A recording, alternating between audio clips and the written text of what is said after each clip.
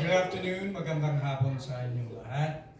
So this Filipinx in publishing, bookselling, and literary organization. We've always had every year a panel dealing with publishing, but this is a little different, because we're incorporating organizations as well as booksellers. No? And so today, welcome again. We have, other than myself, we have 4 other panelists. And instead of reading their bios, I thought it would be more interesting to actually have every single participant talk about what were you doing, and by the way, who were you before you joined the organization or the business or entity that you represent today. No? That's interesting. So let's start with that. And as you can see, you can match the photos. And let's start with our guest here, participant. Well, me? Yes. The person to my left. So my name is Aileen Cassinetto. I am a first-generation immigrant from a long line of first-gen immigrants. I always tell this story of coming to America with a luggage overpacked with poetry, and it's true. I came in 2000, and I was going to be a molecular biologist, but it didn't turn out that way. And so instead, I focused on poetry to the disappointment of my family. And poetry was a way for me to tell my story. All the stories you've heard from your parents or grandparents about how hard it was being a new immigrant, I went through all of it. So poetry has been a way for me to even think of a future here in the States. And eventually I said, if I published just one book, I'd be happy. And I did in 2009 or 10, and I co-founded Paloma Press in 2016. Thank you, Aileen. And Jason. So hi, I'm Jason Bayani. Grew up here in the Bay Area. Before I started working at Kearney Street Workshop, which is, I've been there for about 10 years now. So yeah, it's my 10-year work anniversary over there. But before I started working at Kearney Street Workshop, I had just moved back from Austin, Texas, after living there for 2 years. I had moved there after getting my MFA, and I was kind of not sure what I was doing for most of that time after post-MFA. I was teaching a little bit. In Austin, I was working at a golf company. Yes, it was a golf company. It was, yeah, and I was working there and teaching at night. And then I moved back from Austin, and I was trying to figure out what to do with my life. I had just published my first book, at that time, and I was kind of not knowing what the hell I was gonna do with myself. And then this job came along, and I have not wanted to leave at all since being there.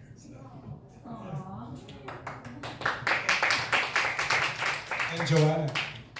Hi everyone, my name is Jhoanna Belfer, and I'm the owner and founder of Belcanto Books in Long Beach, California. Long Beach! Which I founded as a pop-up in 2018. And before that, I've been, most recently before that, I was a hotel sales professional, so if you have any questions about hotel contracts, you can come see me.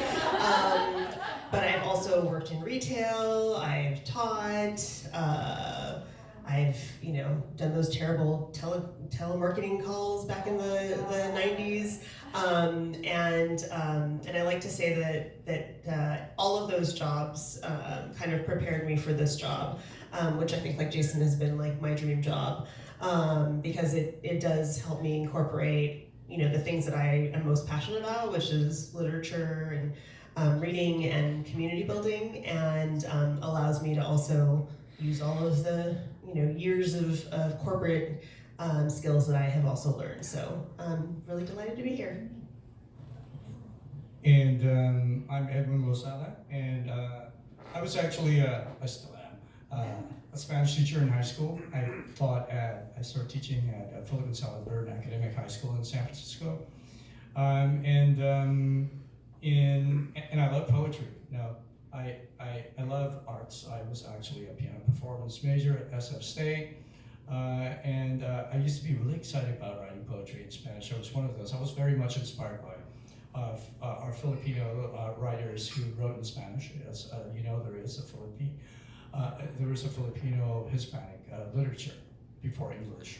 And so I was very much inspired by that. And I used to be, every time I would write a poem, I would like be so excited to share. And I realize now, it's like, yeah, that's your own personal thing, right? Just because you wrote a poem doesn't mean everybody wants to read your poem. So anyway, so in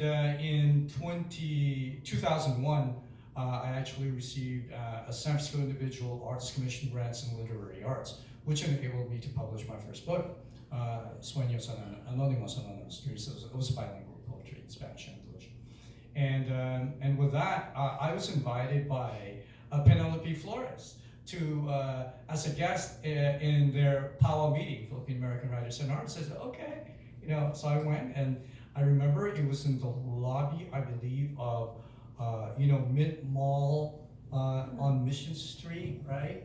It was very informal, and so I talked about the book, and anyway, later I asked them, so what is it that powwow does? Do you have a publication? And they said, yes. They have a reading for the young and the old. And also, that's one of the reasons why powwow existed. They gathered, by the way, if you don't know, powwow is Philippine American Writers and Artists, right? Prior to that, it was PAWWA, P-A-W-W-A, Philippine American Women's Writers and Artists. There was a branch here in the north, headed by Penelope Flores and Ceres Alabado, and in the south, Cecilia Breda. And at some point, PAWWA becomes PAWWA because the men decided, instead of just driving their wives to these meetings, that includes Oscar Peñaranda, they decided to, hey, let's open it up to all genders. And that's how PAWWA was created. And so then, I asked them, so, okay, you publish a book because to help promote Filipino writers. If they're not if other publishers are not publishing them, so they're going to create their own. And so then I asked, do you have a website? No. Okay, we'll create a website for you. Do you have a major event? No. Okay, we created the Kalatagan Awards. We did it for 2 years. So that's how I started with PAWWA. Next thing you know, a few years later, I was the president of PAWWA. And it's changed my life completely. Yeah.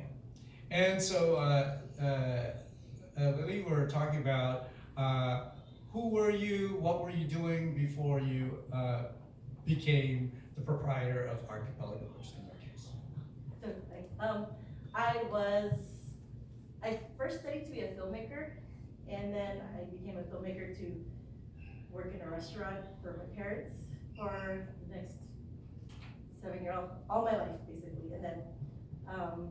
And then after I was done with the restaurant and my parents wanted to retire, we didn't want to keep running restaurants, I moved up here, and I was hanging out with Marie, the original owner of Archipelago Books, for a while. Ever since I was in college, and every time I would visit from college, from moving back to San Diego to run a restaurant, and then I would visit her. And then so when I moved back, she said she was selling the bookstore, and I was like, can I just work here first? Because I don't know what's going on. Because I know how to run a restaurant, I don't know how to run a bookstore. So kind of the same principles, but just no health inspectors, I guess.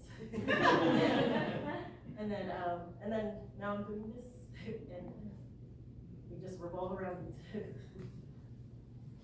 And back to Aileen, tell us a little bit about the evolution of Paloma Press, and you can also talk about its genesis, inspiration, and where is it now? Well, Paloma Press started off very informally. It's just my sister and me. We would make write funny poems and illustrate them, and then stitch them together, staple them to give away as gifts to our nephews and nieces who never appreciated them. So in 2016,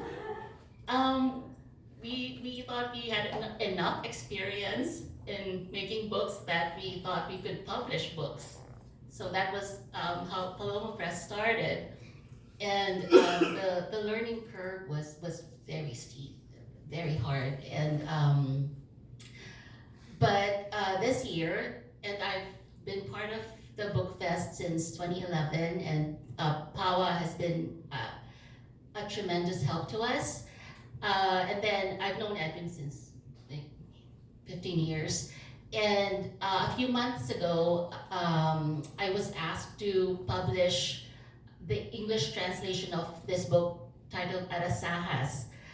And so I called Edwin and asked him, because I was stressing out over another project, and I asked Edwin, can you help? And Edwin, I don't think he ever said no to anyone. And so he took it on. We co-published it in the middle of planning the book fest, and we had only 3 months to produce, design, proofread, and print the book. And yeah, and I don't have it. So it is a finalist in the Philippine National Book Awards, and also the only Southeast Asian long-listed book in the Dryden Awards in the UK. So, and Edwin read a few poems earlier. So we're glad, and it's totally trans. It is an interpretation of the transgender and transsexual lives of Filipino women. It's transatlantic and trans-Pacific, since the author, Jai Jacobo, is a Filipino educator in the UK, and the translator is currently completing his doctorate in Thailand, and now the international edition, it's co-published, published by PAWA, and we're supporting it. So. Oh, one more thing for you in your journey. So how many titles has Paloma Press? Because I know they haven't published. About 27. We've published about 27 books. And last year we released the anthology Dear Human at the Edge of Time, co-edited by Luisa A. Gloria. And I just want to note that it was released as a companion to the 5th National Climate Assessment. And this project, I just want to note that it was led by Filipino poets and a very small Filipino press, and brought it to non-traditional spaces like the White House and the U.S. Global Change Research Program. And it was a way for us to highlight the stories of our community and what climate justice means for us, having experienced colonialism and continuing inequities. So that's where we are. We see Paloma Press as a way, as a conduit of stories of belonging and movement. Thank you, Aileen. Jason? Yeah, so Kearney Street Workshops have been around for now 52 years. Started in 1972 by a group of artists in Chinatown, and they established a storefront where they were running classes out of underneath the I Hotel. And so the I Hotel was a very significant part of the beginnings of this organization. And once everyone was evicted at the I Hotel, so was KSW, and KSW's moved around and become many different things over the years. It started the first Asian American Jazz Festival here in San Francisco. It it had a publishing wing for a bit and published books by Jenny Lim, Jaime Cinto, Jeff Tagami,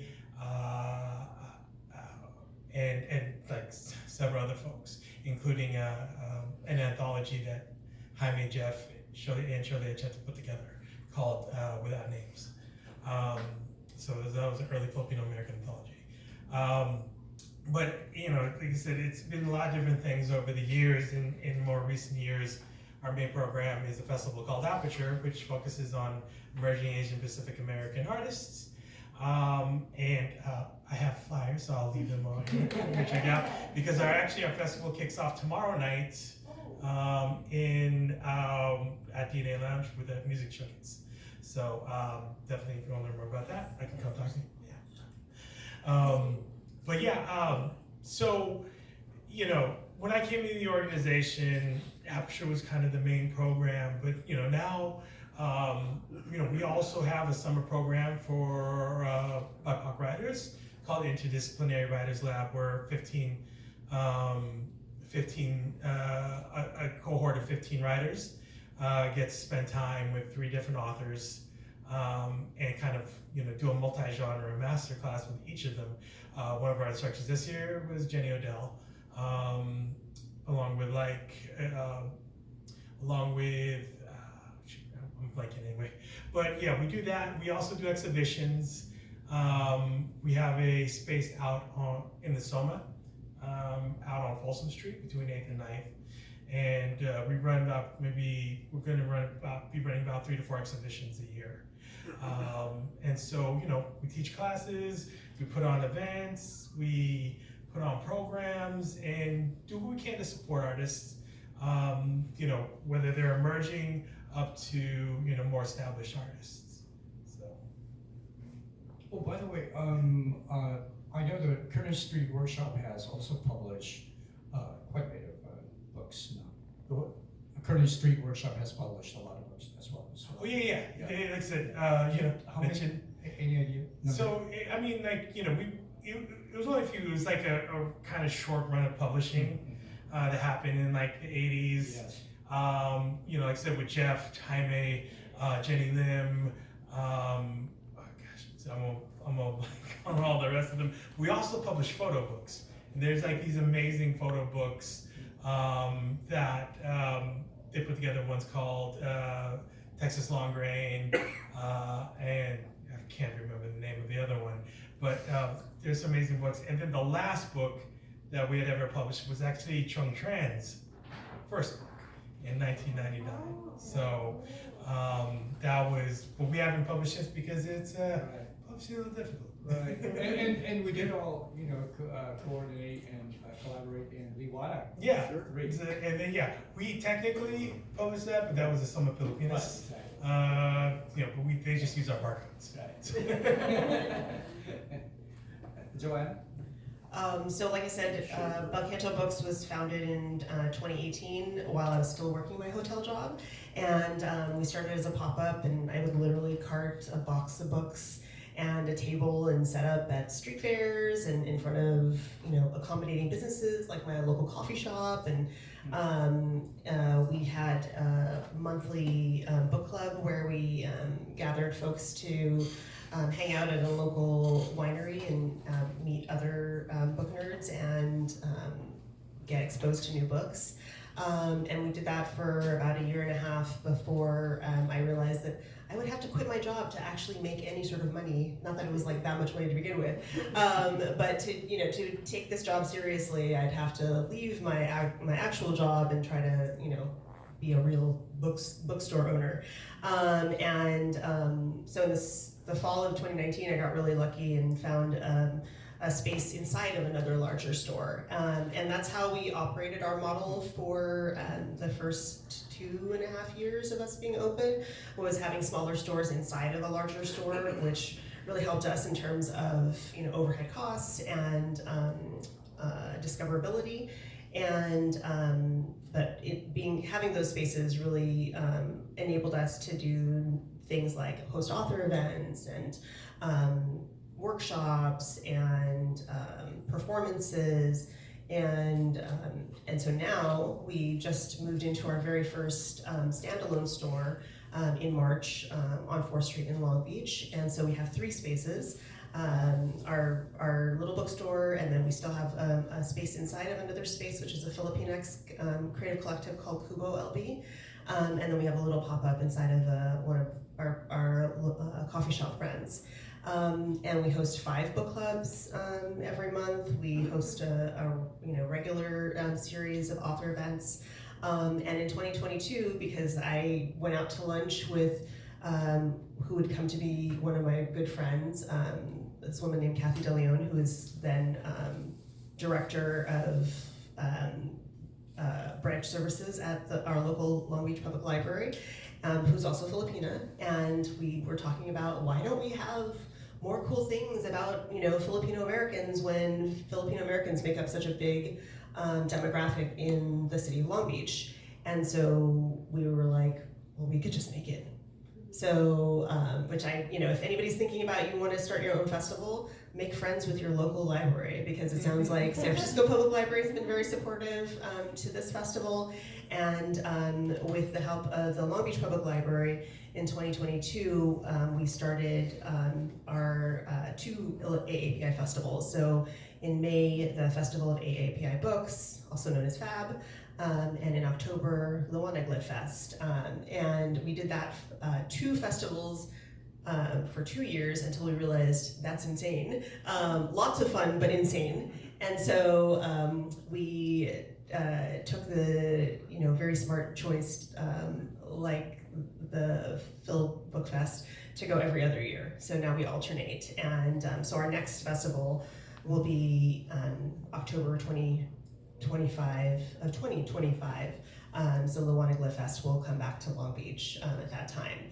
And the other things that I'm super proud of is, I think that somebody else was saying this in one of the other panels, is that if you don't see people doing a thing that you want to do, and you don't see people who look like you doing the thing you want to do, you don't think that you can do those things, but you can definitely do those things.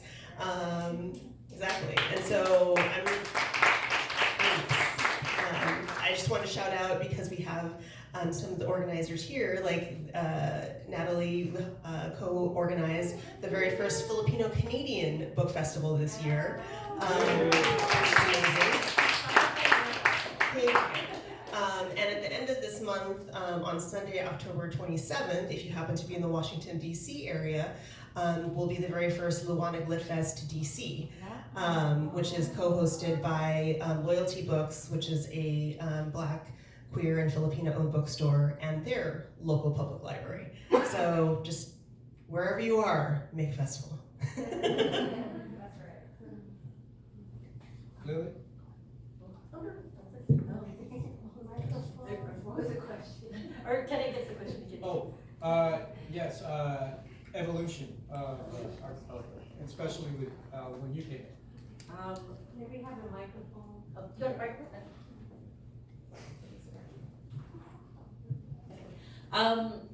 The evolution of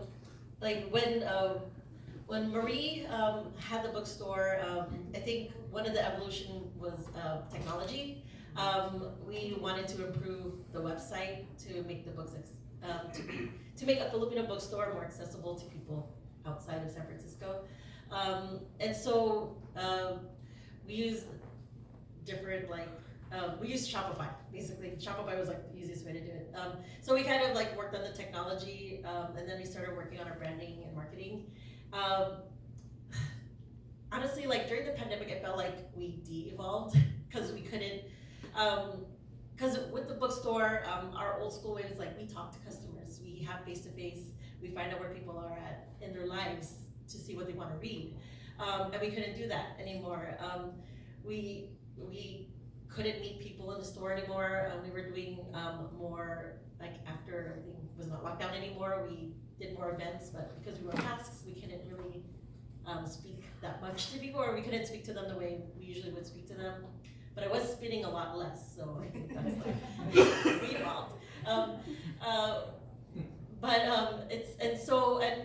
Because of that, we let go of our old space, And so we were like evolving, or we were de-evolving, we're going backwards almost. And everything just was online a lot. A lot of our customers were online. I think the evolution is going to be, when we do have our space, we get to go back and do more authors events again. We get to speak to customers again. Being at events and festivals is one of the only ways I get to speak and to connect with customers again, which is what I miss a lot. And that would be my evolution, is just connecting again, almost. The bookstore has kind of almost been dormant because of just basically life, and also and the pandemic kind of we are still trying to figure out how to reestablish the bookstore, and through social media and getting onto being on top of our Instagram and what are TikToks, and because I'm an old lady, I honestly am, and so my evolution is technology, and so I celebrate what Marie did with the bookstore, getting it out there, being a brick and mortar for so long, for over 20 years, and we just wanted to continue that because I feel like a lot of our customers are missing that face-to-face interaction, and that's kind of what books are to me, is just connecting.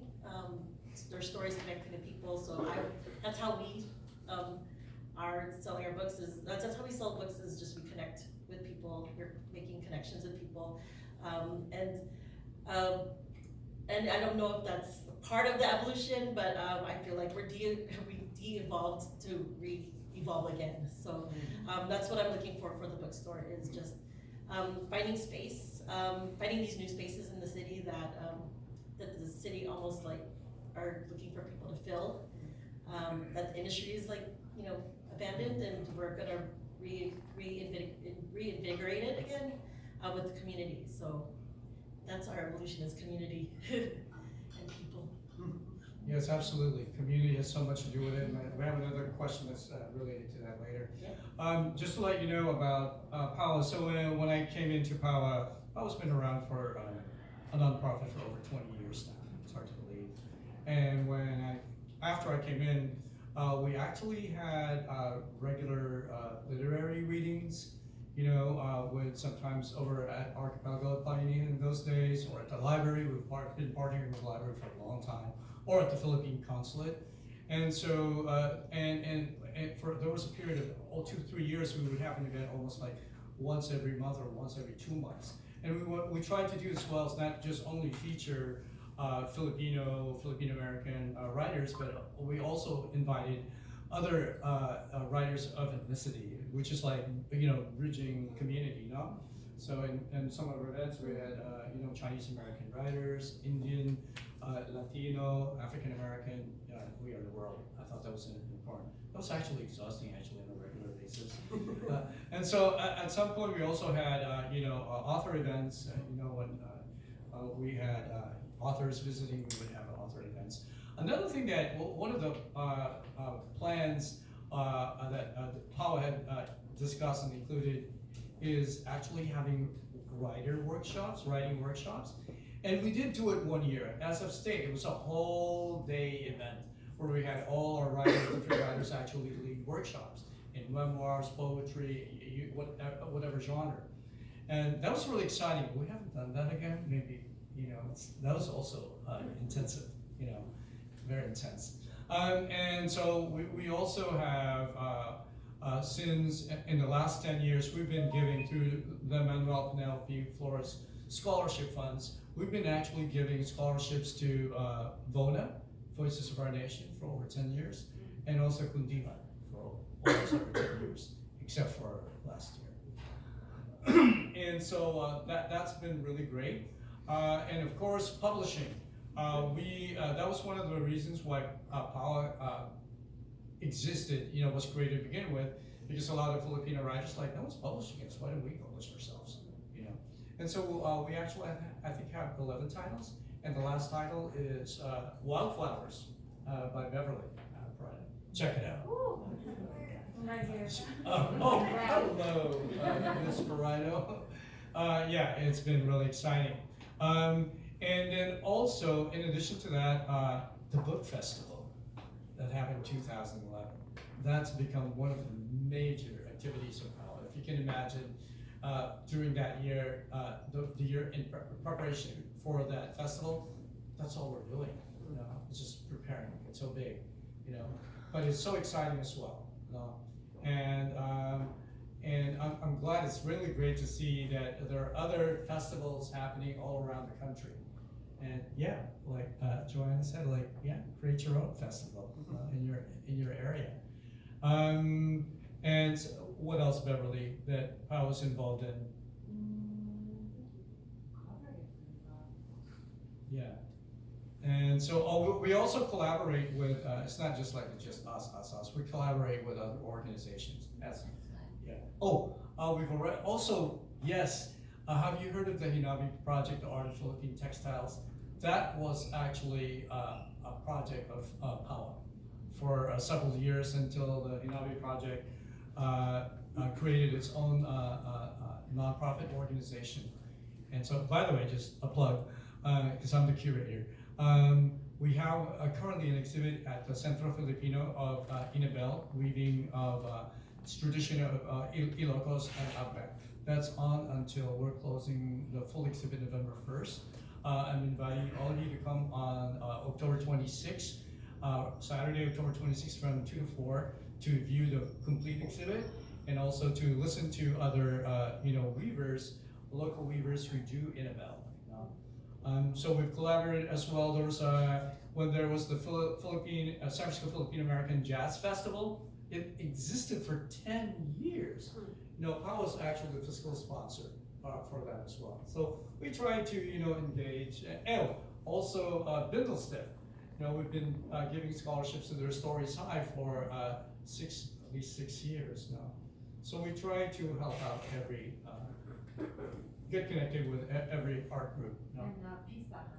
Oh, of course, Pistahan as well. We're there representing the arts, the artists and writers.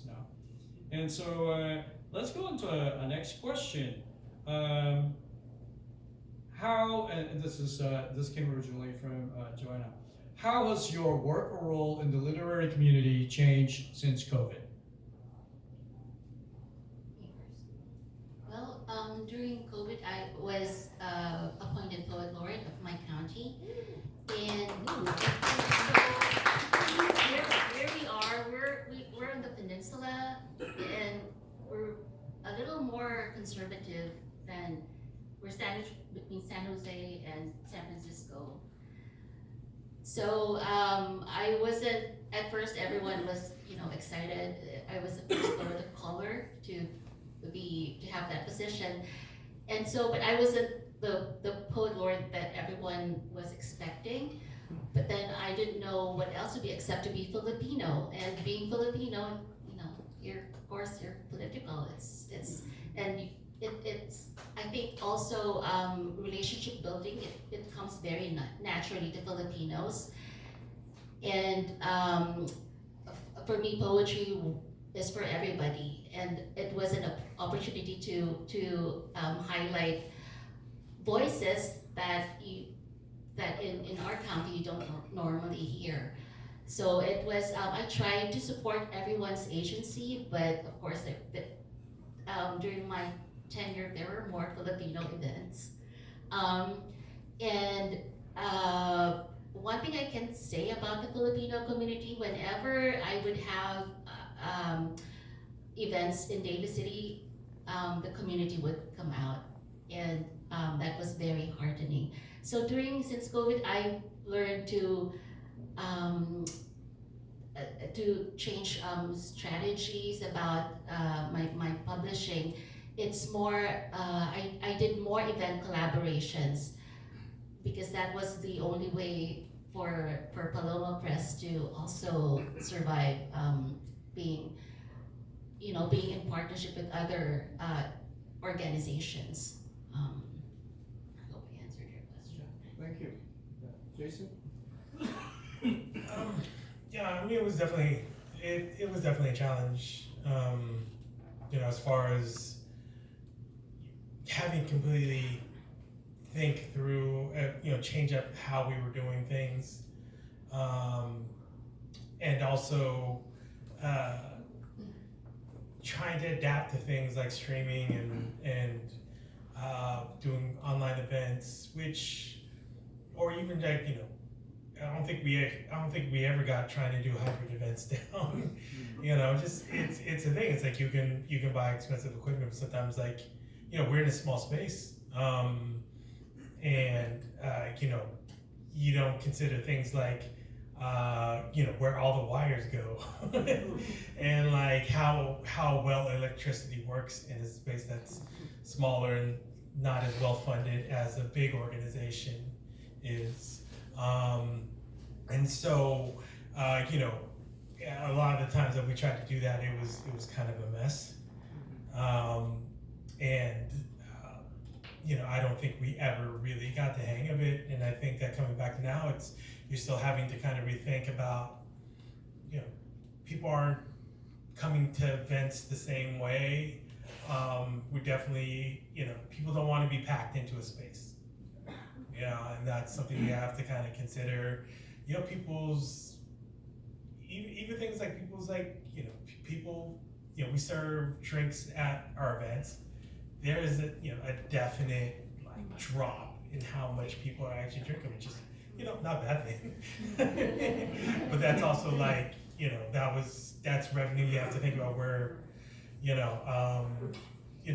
how we have to switch up like how we serve, people refreshments, how we serve, what kind of like events we throw, and also, understanding too that we have to be a little bit happier with, say, 30 to 40 people coming to like a reading as opposed to trying to get in like double that.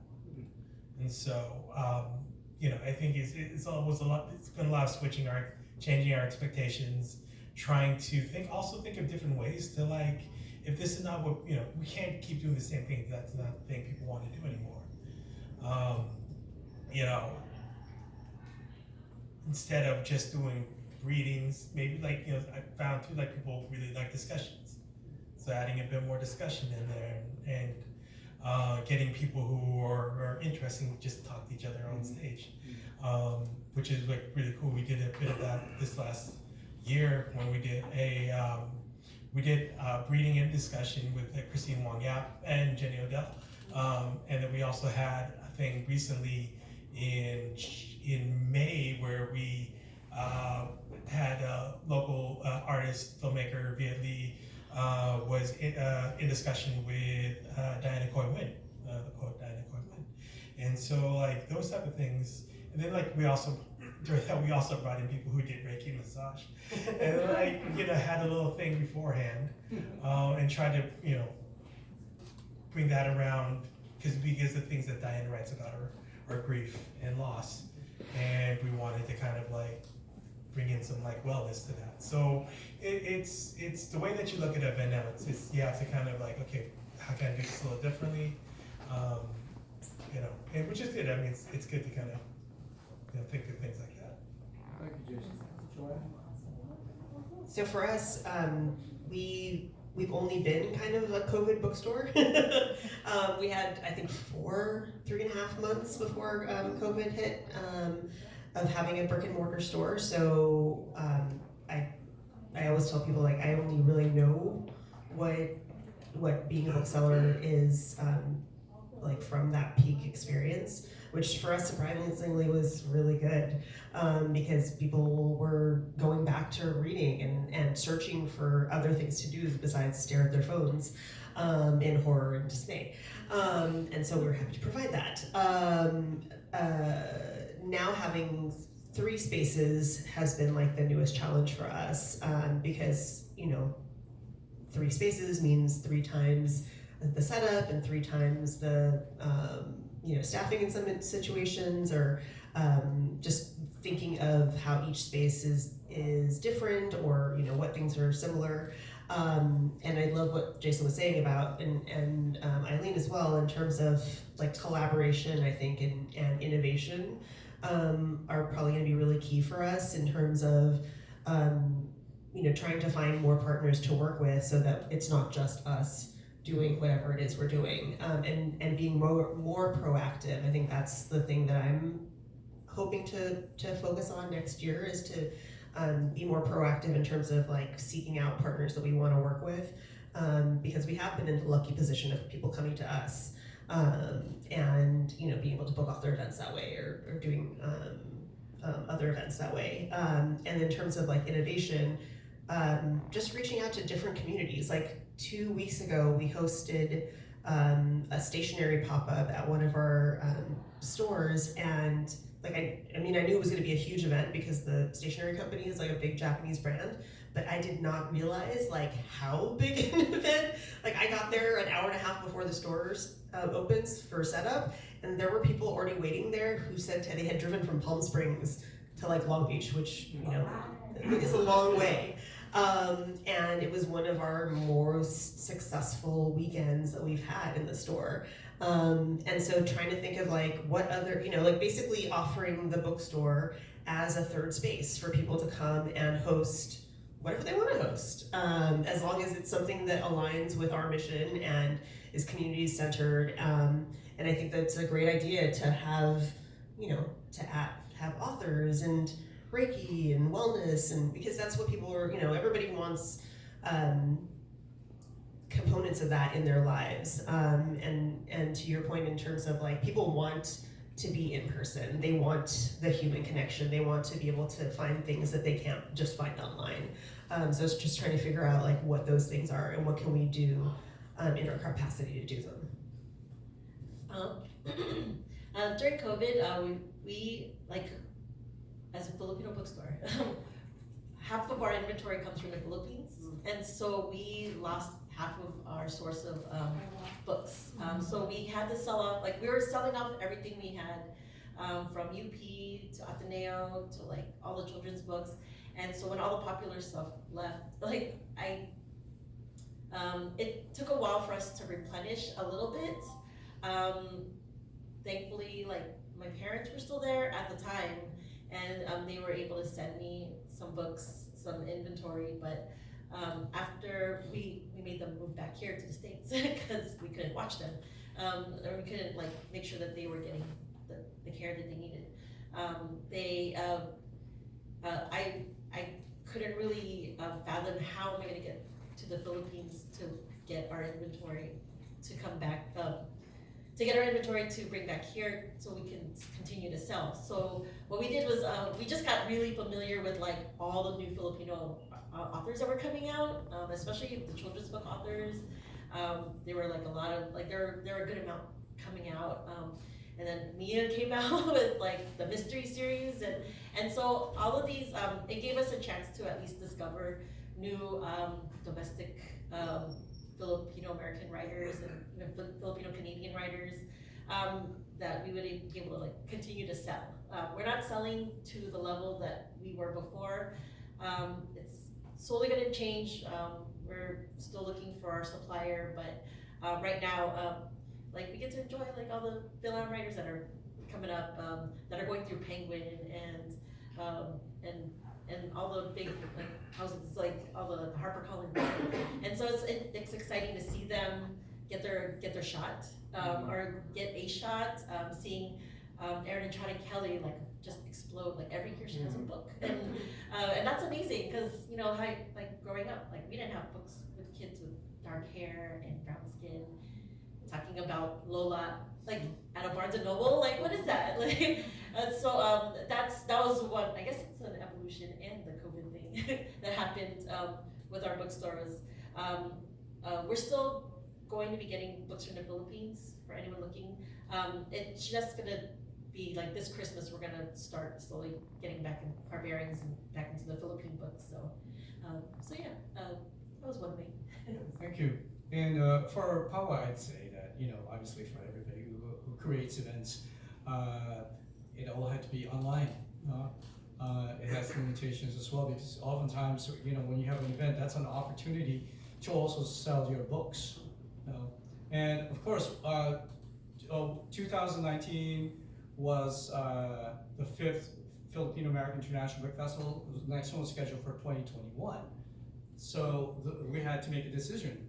Are we going to do some kind of a hybrid or just online? And we just decided to just drop it and wait another year. And so that really made it really impacted our activities. We can still publish, which is great. The next question I'm going to actually combine, and so you choose how you want to answer. So the initial question is, hardest lesson you've learned as you grew your organization while also supporting the community, or you can just simply talk about your obstacles and success. For Paloma Press, our hardest lesson and biggest obstacle is inconsistent revenue. So, I can't keep digging into our retirement account. And so we had to make a decision of what to do about Paloma Press moving forward. So a couple of years ago, we got a fiscal sponsor, and last year we started applying for grants.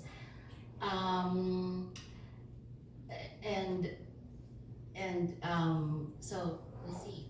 And our biggest, our probably biggest success would be partnerships, especially with Dear Human, the anthology. We partnered with over 30 public and private organizations to help promote our book. And also, we made the decision not to undersell our books.